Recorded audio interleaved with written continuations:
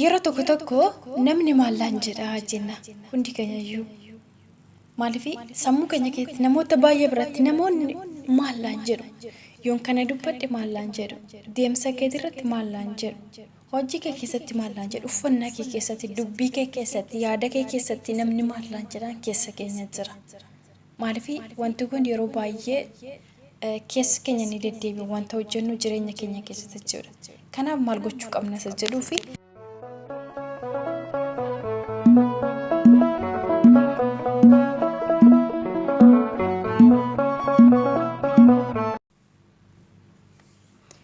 Ashama arkafune akkam jirtu warriftoonni chaanalaa Itoophiyaa akkam jirtu nagaa keessanii biyya keessas biyya ala soora jirtan nagaan waaqayyoo iddoo dhuma jirtanitti isiniif haa baay'atu ana obboleettiin keessan nagaa kooti waaqayyoo haa galatu namoonni chaanala kana haaraa taatan subscribe gochuun gara maatii dabalama mallattoo notificationii on gochuudhaan yeroo hundaa viidiyoon asirraa galaqqamu akka simbira ga'u taasisaa isiniin jechuu jaaladha egaa arraa mata duree addaa qabadhee isinii dhufee jira innis maal jedha hojjettanii maallaan jedha namni maallaan jedha isa jedhu sana jechuudha egaa namoonni baay'een yeroo baay'ee jireenya keenya keessatti sammuu keenya keessatti yeroo baay'ee yoo dubbannullee yoo asoofnu waan uffannu yoo nyaannu waa tokko yoo yaannu gochuuf illee yookaan namni maallaan jedha jennee itti yaaduu dandeenya jechuudha haa ta'u malee itti yaaduun haa jiraatu malee yeroo hunda waanuma yaannuuf waan hojjechuu karoorfanne waan jaalannu irratti wanta uffannu yookiin immoo wanta gochuuf kaane yookiin waan sammuu keenya keessatti raawwachuuf kaane tokko irratti namni maallu jedha jennee yeroo baay'ee duubatti of harkisuu yookiin immoo yeroo hunda sammuu keenyatti kana baannee deemuu hin qabnu jechuudha. Maallaan jedha namni isa jedhu yeroo tokko maallaan jedhanii nama qabaadhu maallaan jedha nama qabaadhu garuu yeroo hunda miti jechuudha. Waan hunda irratti maallaan jedhan namni badhatanii deemuun gaarii miti. Garuu wantoota hawaasa keessatti gaarii hin taane wantoota atis gaarii ta'uu dhabuu isaa beektu osoo qalbiin teelle kan hojjechuuf si kakaaftu taate maallaan jedhanii hawaasa laaltee dhiisuun gaariidha. Kanaafiyyuu keessi keetillee wanta gaarii hin taane tokko akka hojjettu kan si kakaasu ta'e hojjechuudhaaf fedha yoo qabaatte ta'e wanta nama hunduratti gaarii hin taane tokko namni maallaan jedhaa keessatti akkasi dhufu qabaachuun gaariidha jechuudha. Garuu wanta tokko gaarii ta'uu isaa dhibbatti osoo beektu maallaan jedha namootaatiif jecha yoo dhiiste jireenya kee guutuu gadi aantummaa baadhattee otuma jiraattu akkasumas wantoota xiqqoo fi laaftuu taate hundaaf harka kennita jechuudha. Kanaafuu wantoonni ati gochuuf ati yaaddu hundarratti osoo hin taane keessa wanta ati naaf ta'a jettee yaaddu wanti kun gaariidha na baasa jireenya kootiif haa ta'u deemsa kee gara fuulduraatti si milkeessas haa ta'u naaf ta'a jettee dhibbatti erga itti amantee booda wanta san namni maallaan jedhaa dhiistee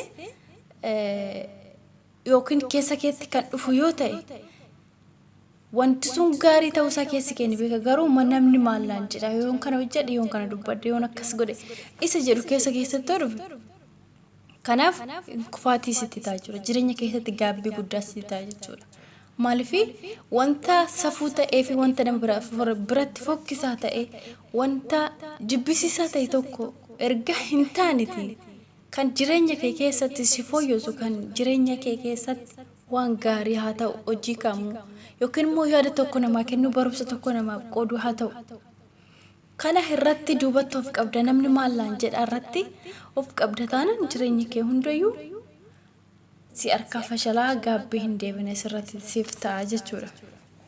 Kanaafuu waan hojjechuu barbaadde waan yoo isa hojjette bu'aa irra argattu osoo gatiin isaallee haga fedhe gadi bu'aa ta'ellee hojjechuu hin dhiisanii jedha.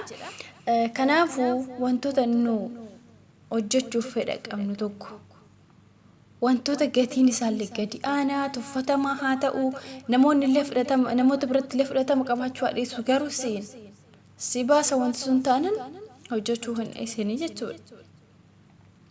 Waan sirriif gaarii ta'u isaa itti amante keessatti sammuu kee hordofii malee maal naan jedhanii namaatiin lafatti hin gatin. Kanaafiyyuu yeroo hunda sammuu keenya hordofuu qabna malee yeroo hunda garuu namni maal jedhaa hordofnee deemuu hin qabnu jechuudha. Kanaafuu wanti hubachuu qabnu osoo namoota addunyaa kana irratti jiru hundaaf waan faayidaa qabu hojjetellee namni waan gaarii waan sin jedhu namni gaariin waan sin jedhaniif waan si xiqqeessan hin dhaban. Kanaafuu akka namoota osoo hin taane akka ofiitti jiraadhu. Namni waan feetes hojjettu waan feete waan sin jedhan waan hin dhabneef jechuudha. Gaarii hojjedhu beekamaas ta'ee waan kamiinuu osoo hojjette namni waan namaan jedhan hin dhabu jechuudha. Kanaafuu yeroo hunda mallaan jedhan irratti of gatanii deemu osoo hin taane waan sammuun namaa hojjechuuf gochuudhaaf of amansiisan tokko irratti sammuu keenya hordofnee deemuu qabna malee yeroo hunda namni mallaan jedha jennee wanta gochuuf kaane waan keessa keenya nu jijjiiruu danda'u. Kan kolfu hundi gammadeef miti, kan gaddus hundi dhabeef qofa miti. Yaanni namaa hamma tilmaamuun danda'amu olitti gadi fagoodha. Sababbiin gammachuu fi gadduun jiraatus kan halaala irratti tilmaamuun ta'u kan halaala irratti tilmaamnu ta'uu dhiisuu mala waan ta'eef jechuudha. Kanaaf yaa nama koo jireenyi kee kun akka namoonni itti tilmaaman sana miti. Namni waan sirraa dubbatu yookiin dubbata ati garuu waan keessi kee jiru siif Rabbi qofatu beeka. Kanaafuu osoo waan keessa kee jiru namoonni sirraa beekuu hin jirre jechoonni fi yaanni namoonni siif laatan sin cinqin. Waan keessa kee jiru atuu of beekta. Ofuma kee wajjin jiraadhu. Kanaafuu jecha namaatiif iddoo hin laatini tilmaama namaatiifis haga namni akka namni si tilmaamu osoo hin taane akka jireenya kee akka ati keessa jiraattu malee jireenyi namaa yookiin yaanni namaa kan tilmaaman dubbatame yookiin bira ga'amu miti jechuudha. Inni biraa immoo guyyoonni hamootaa fi gaafa sammuudan si mudatan jireenya kee keessatti guyyoota gaggaarii dabarsitee yaadachuu maal jechuudha?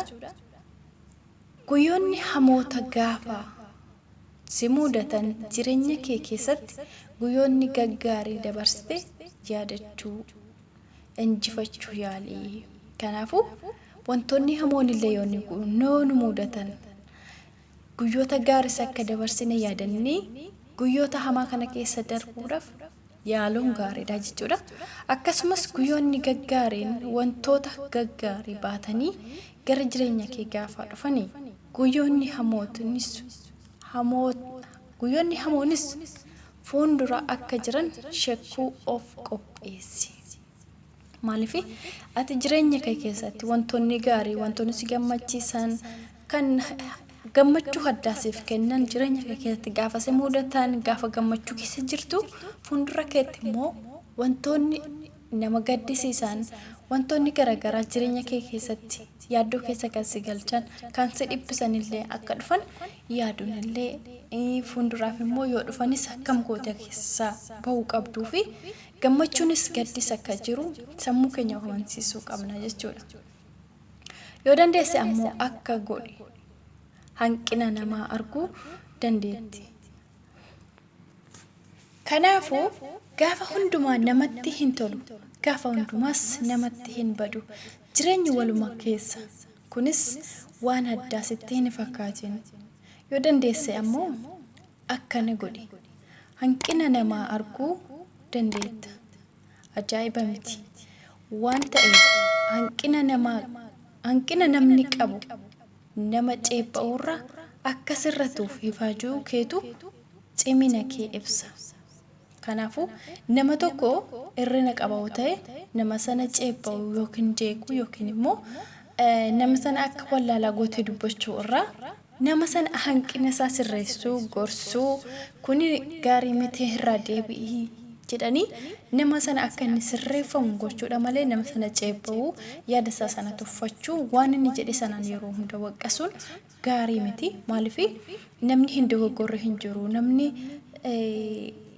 jireenya isaa keessatti yeroo hundayyuu dogoggora uumuu danda'a wanna safuu ta'es wanna nama jibbisu tokko hojjechuu danda'a kanaafiyyuu nama sana ceebboo yookiin immoo waan inni hojjete sana irratti isa waqqasoo osoo hin taane balleessaa isaa dogoggora isaa sana irraa deebisuuf sirreessuuf of qopheessuun akkasuma nama sana akka inni irraa deebi'u gargaaru gorsuun gaariidha maaliif kun nama beekatu akkas namaaf yaade nama gorsaa balleessaa nama irraallee akka deebi'uuf nama gargaara akkasuma beekumsi keellee asirratti namni sun akka ati beekaa taate akka nama sana jaalattu akka isa nama badee sana gorsitu dogoggora isaarraa akka deebisteef namni sun illee siif iddoo guddaa si qabu waan ta'eef jechuudha. Kanaaf yoo dandeesse gorsuu fi yaaluudha jechuudha. Kanaaf namni tokko yoo dogoggoru waan inni hojjetu irratti balleessaa yoo qabaate balleessaa sana yeroo hundaa ceebbuu yookiin immoo hamachuu osoo hin taane nama sana gorsinee deebisuudha qabna jechuudha. Egaa yaannan irraa yookiin immoo mata dureen irra qabadee dhufe isuma kana fakkaataa yoo jaalattan immoo like share gochuun hin dagatina hanqinni yoo jiraate immoo comment jalatti na beeksisuu hin dagatina isiniin jedha. Isinan jaaladha isinan kabajaa viidiyoocha jaalattan like share godhaa hiriyoota keessaniif qooda. Egaa mata dureen kiyyaarraa isuma kana fakkaataa waan na waliin turtaniif waan na dhaggeeffattaniif galatooma ulfaadha. Bu'uura baay'eedha nagaa ta'a.